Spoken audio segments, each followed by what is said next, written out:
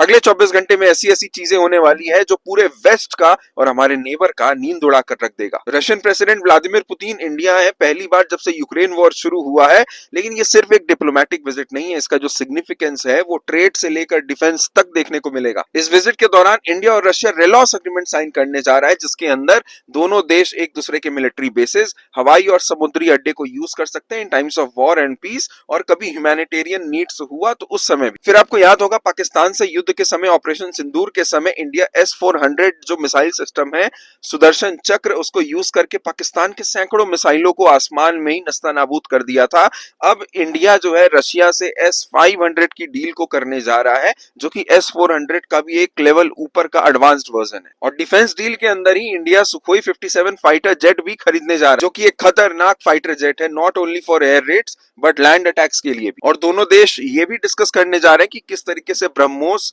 का जो एक्सपोर्ट है उसे पूरे दुनिया भर में बढ़ाया जाए, ताकि इंडिया जैसी कंट्री जो आज तक सिर्फ डिफेंस इक्विपमेंट्स को सिर्फ इंपोर्ट करता था वो अब एक्सपोर्ट करेगा from India to the world. और भी एक डील साइन होने जा रहा है दोस्तों, लेबर मोबिलिटी अग्रीमेंट, जिसके अंदर जो स्किल्ड इंडियंस है उनको ज्यादा जॉब अपॉर्चुनिटीज मिलेगी रशिया में, और जिसके अंदर वर्क परमिट्स वीजाज मिलना आसान हो जाएगा। अब आइए इस विजिट के जियोपॉलिटिक्स एंगल पर, इंडिया और रशिया दोनों ही एक ऐसा देश है जिस पर पूरी वेस्ट की नजर है। रशिया जो है उसके ऊपर ऑलरेडी प्रेशर है, सैंक्शंस है वेस्ट का ड्यू टू यूक्रेन वॉर, और इंडिया भी जो है उसके ऊपर भी एक अनप्रेसिडेंटेड प्रेशर है from the west for buying more and more crude oil from Russia. अब ये पुतिन का जो इंडिया विजिट है दोस्तों, ये एक स्ट्रॉन्ग जियोपॉलिटिकल सिग्नलिंग है, बिकॉज दोनों देशों के ऊपर जिस वक्त इतना ज्यादा प्रेशर है वेस्ट का, उस समय दोनों देश के जो प्राइम मिनिस्टर है, प्रेसिडेंट है, वो एक साथ मिलकर अपनी जो स्ट्रेटेजिक पार्टनरशिप है उसको आगे ले जाने के लिए जो डिस्कशंस होल्ड कर रहे हैं। तो ये वेस्ट का पूरा नजर जो है इस वक्त इंडिया और रशिया पर ही है,